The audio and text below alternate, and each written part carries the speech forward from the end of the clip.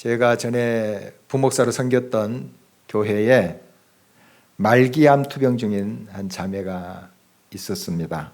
성실한 직장인으로서 장래가 촉망되는 젊은이였죠. 그런데 그 꽃다운 나이에 큰 병에 걸린 것입니다. 초등학교, 중학교 시절에 참 모범적인 학생이었고 또 청년 시절에도 정말 성실하게 앞날을 준비해가는 신실한 젊은이였다고 합니다. 부모나 주변 사람들로부터 인정과 사랑을 받아온 삶이었는데 이런 청천벽력과 같은 그런 사형 선고를 받게 된 거죠. 이제 살 날이 얼마 남지 않았다 하는 의사의 소견이 있었습니다. 얼마나 충격적이었겠습니까? 또 절망스럽겠습니까? 심적 육적인 고통 속에서 그가 이제 몸부림치다가 예수님을 접하게 되고 영접하게 되었습니다. 처음에는 살려달라는 기도를 간절히 드렸습니다. 주님을 더욱 깊이 알아가면서 그의 기도의 제목이 점점 바뀌었습니다. 살든지 죽든지 저 천국의 소망을 가지고 어떤 일이든지 감사하면서 살게 해달라는 기도였죠. 이 과정 속에서 부모를 비롯한 그 온 가족이 교회에 나오게 됐고 또 주님을 영접하게 되었습니다. 몸은 많이 수척해지고 얼굴은 창백해졌지만 그 얼굴이 그렇게 평온하게 보였습니다. 생명의 주님을 만난 사람, 그 모습이었습니다. 주일이면 주사 바늘을 꽂고 예배에 꼭 참석을 했습니다. 그는 마지막 있는 힘을 다해서 감사로 예배의 각 순서에 임했습니다. 찬송할 때 목소리를 잘 낼 수 없었지만 입을 오물거리면서 그 찬양을 했고요. 또 대표기도 기도할 때 정말 더 하나님의 임재 가운데 깊이 들어가는 그의 모습을 볼 수 있었습니다. 또 말씀 하나라도 흘러보내지 않겠다는 뜻이 경청하는 모습을 볼 수도 있었습니다. 그에게 있어서 그 모든 것이 감사였습니다. 이제 그러던 중에 그는 결국 하나님의 나라로 갔습니다. 그러나 그는 떠났지만 그가 머문 자리에 생명의 향기가 남아 있습니다. 특히 참된 예배자의 모습이 어떤 것인지 그는 지금도 보여주고 있습니다. 오늘 하나님께서 주신 말씀 통해서 참 예배자의 삶이 어떤 것인지 돌아봤으면 좋겠습니다. 그리고 자신의 예배 현 주소가 어딘지 확인했으면 좋겠습니다. 그리고 좀 벗어났다면 다시 참된 예배의 자리로 돌아가야 되겠습니다. 본문에서 시인은 하나님의 말씀을 그대로 받아 대언을 하고 있습니다. 그 구구절절히 하나님의 아픈 마음이 묻어져 있어요. 참 오늘 말씀이 좀 무겁습니다. 참 좀 부담스러운 도전이 되는 그런 말씀인데요. 정말 하나님이 책망하는 모습도 보여요. 마음이 굉장히 상하셨죠. 왜 이렇게 하나님이 화가 나셨을까? 마음이 상하고 아프실까? 그 이유는 하나님의 백성 이스라엘이 참 예배자의 삶에서 떠났기 때문에 그렇습니다. 하나님 영과 진리로 예배하는 자를 기뻐하십니다. 그런데 이스라엘은 그 내용은 빠지고 껍데기만 남은 거죠. 예배는 드리고 있었습니다. 가축이나 이런 새를 잡아서 하나님께 예배 드렸죠. 그 당시에 예배가 이제 그런 형식이었으니까요. 그런 예배의 모습이 있었지만 하나님의 말씀을 따라가는 그런 삶의 열매를 드리지 않았던 거죠. 내용이 빠져버린 거예요. 참 이것을 하나님이 노여하고 있는 것을 보게 됩니다. 그래서 하나님께 드리는 그 재물 때문에 하나님께서 그들을 책망하신 거 아니에요. 하나님 무엇이 모자라서 이거 안 드리냐 저거 안 드리냐 하면서 책망하시겠어요? 다 하나님의 것인데 살림과 들에 있는 모든 짐승이 다 하나님의 것이잖아요. 저 산의 모든 새들 다 하나님의 것입니다. 뭐가 모자라서 너 그것밖에 안 드려? 이렇게 책망하시겠어요? 그게 아니고 물론 예배의 형식이 필요합니다만은 또 그렇게 정성껏 하나님께 드리는 예배의 그런 모습이 필요 없다는 것은 아닙니다. 그러나 거기에 내용이 빠진 거죠. 삶에 하나님의 말씀에 따라서 하나님이 기뻐하시는 삶의 응답이 있는가 하는 거예요. 그것 없이 형식만 남아있는 그 예배 받지 않겠다 하는 그런 말씀인 것이죠.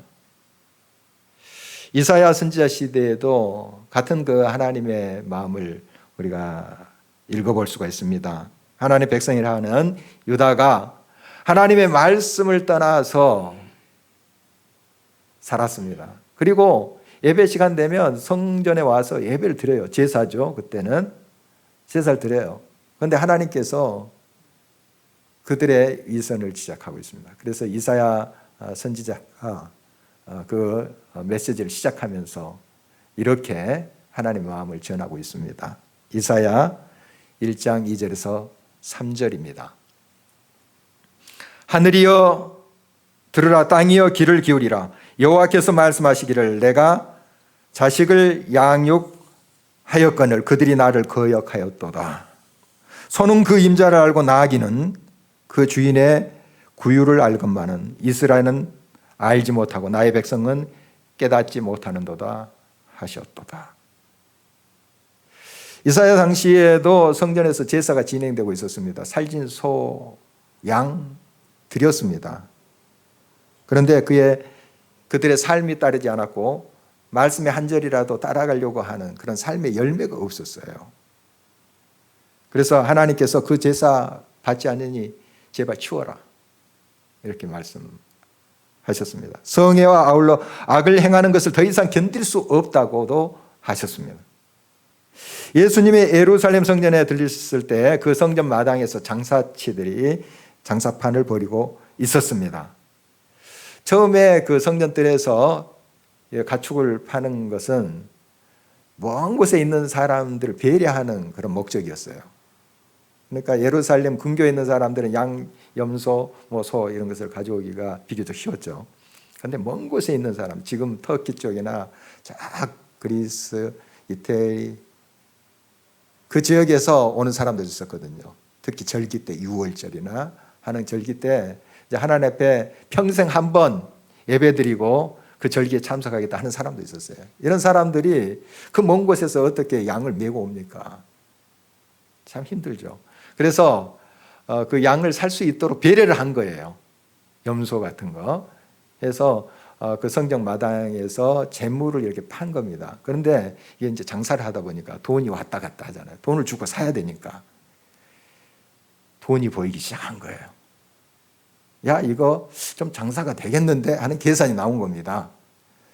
그래서 이제 장사치들이 수완을 발휘해서 이제 돈을 벌기 시작했어요. 그리고 상당액을 누구한테 바치냐면 제사장들한테 바치는 거예요. 그 제사를 집전하는 제사장들에게 상납을 하는 거죠. 이 모습으로 타락이 된 겁니다. 그러니까 이제 본질은 없어져 버린 거예요. 예수님 그 모습을 보시고 얼마나 화를 내셨나요? 그래서 그 상을 뒤집어 엎으시고 손수 놋군으로 채찍을 만드셨다 그랬어요. 놋군으로 채찍을 만드신 예수님의 심정을 조금 좀 헤아려 봤어요. 얼마나 슬펐겠습니까? 또 화가 나셨겠어요. 하나님의 집, 기도하는 집인데 강도의 구렬로, 소굴로 만들어버린 거죠. 그래서 예수님이 불같이 화를 내시는 모습 우리가 알고 있습니다. 이렇게 성전을 만들어 놓고 거룩거룩 소 잡고 연소 잡고 양 잡고 하나님께 예배 드린들 그게 하나님 받으시겠어요? 다 하나님이 아시는데요. 세상 사람들은 참 그 예배가 멋지다 그렇게 볼 수도 있겠습니다. 참 저 예물이 참 아름답구나 감탄할 수도 있어요. 그렇지만 하나님은 다 아세요. 형식만 남아있는 삶이 없는 그 예배를 알고 있어요. 하나님이 받지 않으신다 하는 것입니다. 예배가 무너지면 삶도 타락을 합니다. 이 말은 역으로도 성립이 되는데요. 타락한 삶에 참된 예배는 없습니다. 아무리 그럴듯이 보이고 하나님의 말씀 그 입에 둔다 하여도 삶이 하나님의 말씀을 따르지 않는다면 그가 드린 예배는 하나님께 이를 수가 없습니다. 하나님은 그를 오늘 본문에 악인으로 이렇게 부르고 있습니다. 악한 자다. 이 본문 말씀은 악인의 모습을 자세히 설명하고 있습니다. 17절에서 20절입니다. 내가 교훈을 미워하고 내 말을 내 뒤로 던지며 도둑을 먼저 그와 연합하고 간음하는 자들과 동료가 되며 내 입을 악에게 내어주고 내 혀로 거짓을 꾸미며 앉아서 내 형제를 공박하며 내 어머니의 아들을 비방하는도다. 참 무거운 말씀이죠. 이게 악인들의 모습입니다. 예배를 업신여기는 자들의 삶의 모습입니다. 그의 삶의 예배가 무너진 자의 모습은 먼저 하나님의 말씀을 업신여긴다는 것입니다. 그는 하나님의 말씀을 인용하기도 해요. 입에 또 그 말씀을 달고 살기도 합니다. 그러나 입술뿐이죠. 하나님 말씀 앞에 있다면 도저히 할 수 없는 일을 계획해요. 그리고 아무렇지도 않게 행하기도 합니다. 양심의 가책도 느끼지 않습니다. 또 예배를 멸시하는 자들은 도둑과 연합하여 착복합니다. 그리고 성적 범죄를 자행하는 자들과 동료가 되기도 하죠. 또 가담하기도 합니다. 그는 분별력을 상실한 자입니다. 무엇이 옳고 그름을 분간을 잘 못합니다. 설령 분간한다 할지라도 그것의 심각성을 느끼지는 못합니다. 예배가 무너진 자는 거짓을 꾸미는 일에 능합니다. 그 교묘한 말에 사람들이 넘어가지요. 사기를 치는 것입니다. 그러나 그런 모든 것들을 꾸며서 이야기하지만 진실은 드러나게 돼 있죠. 얼마나 그렇듯이 이제 꾸며서 이야기하는지 진짜보다 더 진짜같이 들리기도 합니다. 그러니까 사람들이 속아 넘어가죠. 물론 그가 하는 말에 사실과 같은 내용이 있어요. 그래서 그의 말이 어디까지 진짜이고 가짜인지 분별하기 어려운 부분도 있긴 합니다. 그런데 분명한 것은 사실과 같은 내용도 그가 하는 거짓말에 사용한다는 것입니다. 그것을 위해서 이용하는 것이죠. 그것은 마치 자기가 진실을 말하고 있는 것처럼 보이려고 하는 가림막일 뿐인 것이죠. 예배를 업신여기는 자들이 한동안 승승장구하기도 합니다. 또 아무 일이 없는 것처럼 그렇게 보이기도 합니다. 그래서 더 악을 계속하는 모습을 보이기도 하죠. 그러나 하나님은 다 알고 계십니다. 하나님이 잠잠하신 것은 그에게 기회를 주신 거죠. 회개의 기회, 돌이킬 수 있는 기회를 주시는 것이지 하나님 모르는 거 아니에요. 다 보고 계십니다. 다 알고 계세요. 하나님 앞에 숨길 수 있는 죄악이 어디 있겠습니까? 다 보고 계시는데요. 악인은 하나님이 보지 못할 줄 알고 착각을 이제 하죠. 하나님께서 기회를 주실 때 빨리 돌아서야 됩니다. 빨리 깨달아야 돼요. 하나님 지금도 불꽃 같은 눈으로 감찰하고 계십니다. 물론 그 감찰은 우리를 보호하기 위함도 돼요. 바로 우리가 잘못했을 때 빨리 하나님께로 돌아가는 것이 삶의 길입니다. 다시 일어설 수 있는 기회입니다. 끝까지 완악하게 회개하지 않을 때 하나님께서 그 낱낱이 죄를 들추어내십니다. 그리고 하나님께서 치십니다. 본문 22절 말씀입니다. 하나님을 잊어버린 너희여 이제 이를 생각하라. 그렇지 아니하면 내가 너희를 찢으리니 건질 자가 없으리라. 너희를 찢으리니. 하나님 굉장히 화가 나셨죠. 하나님 기회를 주신 거예요. 잠잠히 또 기다리고 계셨어요. 잠잠히 기다리니까 하나님이 안 보시는 것이 아닌가 착각하는 거예요. 하나님 보고 계십니다. 기회를 주신 거예요. 빨리 이것을 깨닫고 하나님께 돌아와야 됩니다. 이것이 길이에요. 하나님 앞에 있다는 의식을 가진 사람은 늘 두렵고 떨림으로 그의 구원을 이루어 갑니다. 그러나 하나님을 잊어버리는 자는 하나님을 경외하지 않습니다. 자기의 영적 상태가 얼마나 처참하게 무너져 내리고 있는지를 잘 알지 못하지요. 철저하게 돌이키지 않으면 하나님이 찢으신다고 말씀하십니다. 심판하십니다. 피할 길이 없습니다. 하나님의 진노에서 그를 건질 자 아무도 없을 것입니다. 그만큼 하나님은 예배를 훼손하고 업신여기는 자에 대해서 징계하신다. 하는 것입니다. 하나님은 우리의 삶에서 예배가 회복되기를 원하십니다. 그러면 어떻게 그 부르심에 응답해야 될까요? 14절에서 15절을 주목하십니다. 감사로 하나님께 제사를 드리며 지존하신 이에게 내 소원을 갚으며 환난 날에 나를 부르라. 내가 너를 건지리니 내가 나를 영화롭게 하리로다. 먼저 우리의 삶에 베푸시는 하나님의 은혜에 감사해야 됩니다. 코로나19 상황으로 우리가 참 마음껏 이렇게 모여서 찬송도 하고 또 친교도 하고 하지는 못하고 있습니다. 아직은. 지난 주간에 또 우리 교인들 장례식이 있었는데요. 간단히 그 식을 집례를 했어요. 원래 이제 장례식 하지 못하게 돼 있어요. 그런데 기도하고 같이 이렇게 하는 건 허용을 하시더라고요. 장례식장에서 뭐 찬송하고 하는 건 못해요. 비말이 침이 튀기 때문에 물론 마스크를 쓰고 하지만은 그거 이제 하지 못하게 하고 이렇게 기도해주고 하는 건 화장장에서도 다 그걸 허용을 하더 기도하고 하는 건 그건 다 허용을 하는데 참 안타깝긴 해요. 그런데 이제 찬송은 어떻게 했냐면 그냥 가사를 읽었어요. 그런 건 이제 괜찮은 거죠. 그리고 이제 기도하고 참 안타깝더라고요.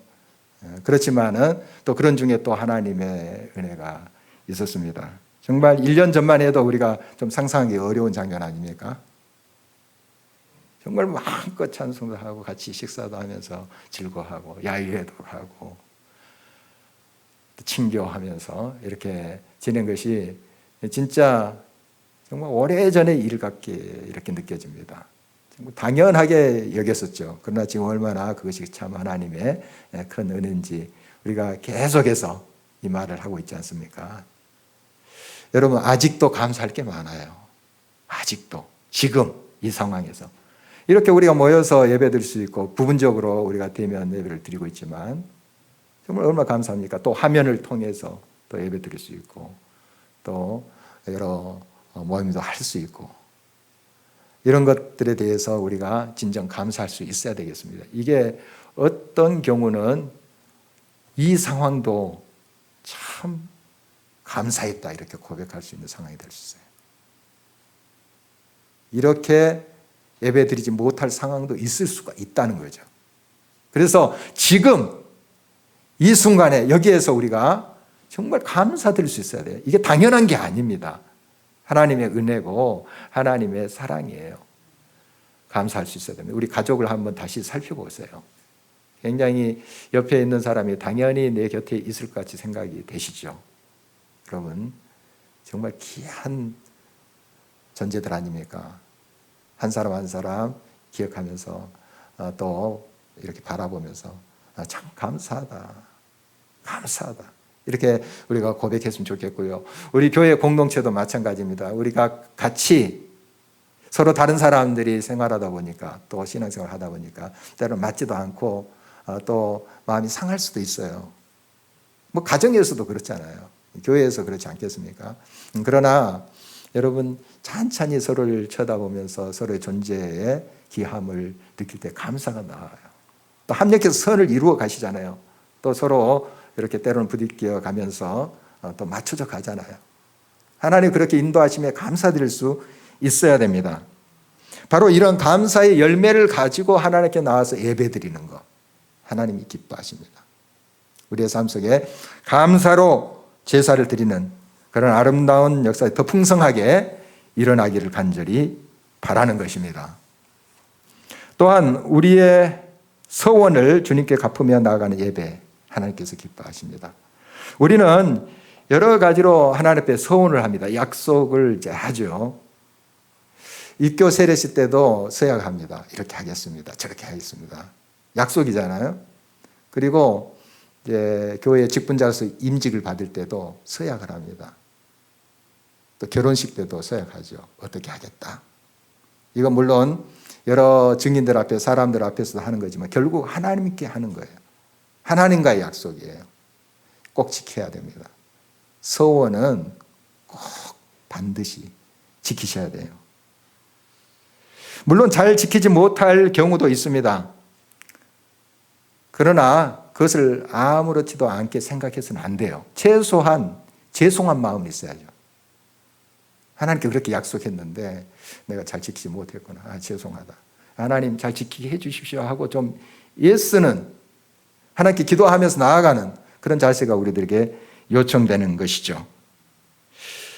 이 서원이라는 거, 하나님과 약속했다는 거, 이것은 누구를 위한 것인가 하면 우리를 위한 거예요. 사실 뭐 하나님께 뭘 약속하고 뭘 드리겠습니다. 이렇게 하겠습니다. 막 헌신하겠습니다. 이런 이제 서원을 하잖아요. 하나님은 그런 것을 우리가 안 드려도 충만하신 분이에요. 모자라신 분이 아니에요. 뭘 우리가 드리겠다, 뭐 물질을 드리겠다, 뭐 재능을 드리겠다 이렇게 서원하잖아요. 없어도 하나님 충만하신 분이에요. 결국 하나님께서 우리가 서원하도록 하신 것은 우리를 위한 거예요. 그렇게 서원을 우리가 갚을 때 하나님께서 예배하신 무궁무진한 은혜와 복을 주시겠다는 거예요. 내가 그런 믿음을 보여라 하는 거예요. 딱 준비해놓고. 우리를 위한 거예요. 이 약속을 지킨다는 건 결국 우리에게 복을 주시기 위한 하나님의 손길인 것이죠. 기도하면서 하나님께 서원한 것도 있을 거예요. 여러분 다급할 때 하셨던 약속도 기억나시나요? 많이 약속들 하죠. 서원도 하죠. 이제 모든 것이 해결되고 하나님께 채워주실 때 마음 변해서는 안 됩니다. 꼭 갚으셔야 됩니다. 그럴 때 여러분들이 잘 돼요. 한나의 기도 우리가 잘 알고 있잖아요. 자식이 없었어요. 하나님 아들을 주세요. 얼마나 간곡히 기도했나요? 성소에 와서 막 부르짖어 기도하다가 이제 목소리가 안 나오니까 우물거리면서 기도했죠. 옆에서 제사장이 보니까 술 취한 여자 같아요. 가서 툭툭 치면서 술 취해서 그렇게 기도하면 되겠냐고 했더니 한나가 거기에 상처받지 않고 제가 마음을 하나님께 통한 것뿐입니다. 정말 너무 슬퍼서 너무 간절해서 이렇게 기도합니다. 했더니 이제 제사장이 축복하잖아요. 하나님 내 기도를 들으실 것이다. 아멘 하고 일어섰죠. 그리고 그에게 아들이 생겼어요. 사무엘이 태어났습니다. 마음이 변했나요? 정말 그렇게 간절히 구하고 바랐던 아들이 태어났어요. 옆에 계속 두고 싶었겠죠. 그렇지 않겠어요? 사랑스러운 아들. 그러나 약속을 지킵니다. 성소에 바칩니다. 그 어린 아이를. 바로 사무엘이 어떤 인물인지 잘 알고 있죠. 민족을 이경에서 건지었고 또 우리의 믿음의 표본이 된 사람 아닙니까? 참된 예배를 드리는 자에게는 환난이 닥칠 수도 있어요. 어려움이 있을 수 있습니다. 이렇게 참되게 하나님 앞에 나아가는데 왜 이런 어려움이 내게 있을까 이렇게 생각할 수 있는데 여러분 중요한 것은 그 환난을 당할 수 있으나 환난을 극복할 수 있는 피해갈 수 있는 길을 하나님께 주신다는 사실에 주목해야 돼요. 바로 그 길이 하나님께 기도하는 거예요. 환난 날에 나를 부르라. 내가 너를 건지니 내가 나를 영화롭게 하리라. 오늘 이렇게 말씀하고 계시잖아요. 여러분 하나님은 기도하는 자를 예면하지 않습니다. 그 모든 위경에서 건져주시고 결국 그를 통해서 영광을 받으십니다. 그렇습니다. 참된 예배자는 곧 기도의 사람이지요. 감사로 제사를 드린 자가 하나님을 영화롭게 하나니 그 행위를 옳게 하는 자에게 하나님의 구원 보이시리라. 감사드려. 감사드리세 아버지께 감사로 제사를 찬송드리세 아버지께 우리의 찬송을. 우리 조금 후에 함께 부를 그런 찬양이에요. 교회 후배가 오늘 보면 이제 말씀 23절을 묵상하면서 지은 찬양입니다. 그의 집은 매우 어려운 형편에 있었어요. 아버지께서 사업을 하시다가 이제 부도를 맞았는데 가족이 뿔뿔이 흩어졌어요. 그러니까 친척 집에 따로 사는 거예요. 자기 동생도 따로 사는 거예요. 20대 초반에 이제 후배였었는데 그 당시에. 그래서 우리가 이제 청년 시절 한 7, 8명 금요일 저녁마다 철야기도를 했었어요. 그래서 우리끼리 그냥 뭐 누가 하라고 하지도 않았는데 그냥 모여서 막 이제 기도하고 합심 기도하고 또 흩어져서 기도하고 뭐 이렇게 했는데 늘 이제 우리가 서로를 위해서 기도할 때 그 후배의 기도 제목은 똑같아요. 주여 살 길을 열어주소서 이거예요. 얼마나 안타까웠으면 살 길을 열어달래요. 그게 그의 기도 제목이었어요. 그러니까 아직까지 그 기억이 납니다.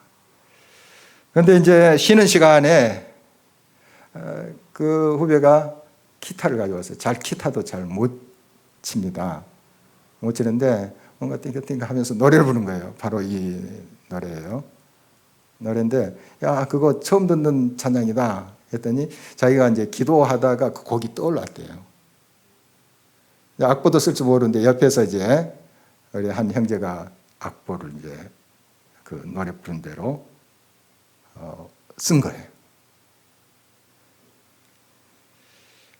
하나님은 진정한 예배자를 찾고 계십니다. 정말 살 길만 열어주십시오 했던 그 찬양이 감사드려 고백으로 바뀌고 있습니다. 이거 기도를 통해서 이러한 역사가 일어나는 것입니다. 예배 형식만이 아니라 그 안에 알찬 내용을 담는 그러한 참된 예배자를 하나님께서 찾고 계십니다.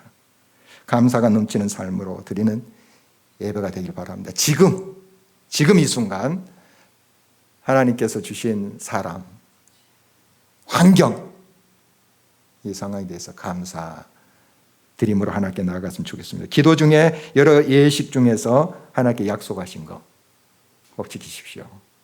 여러분이 형통한 길이에요. 잘 되는 길입니다. 여러분을 위한 길이에요. 또 환난 중이라도 주님을 향해서 눈을 들고 주님을 부르는 것입니다. 기도하는 것이죠. 꼭 하나님은 그 믿음의 기도에 응답하실 것입니다. 그래서 모든 상황이 감사의 조건이 되는 그런 고백이 되는 그러한 우리의 삶으로 나갈 때 우리가 드리는 그 예배는 하나님께 향기로운 산제사가 될 것입니다. 이런 예배 회복이 저와 여러분들 삶 속에 일어나기를 주의 이름으로 축원합니다. 우리 함께 일어나셔서 찬양하도록 하겠습니다.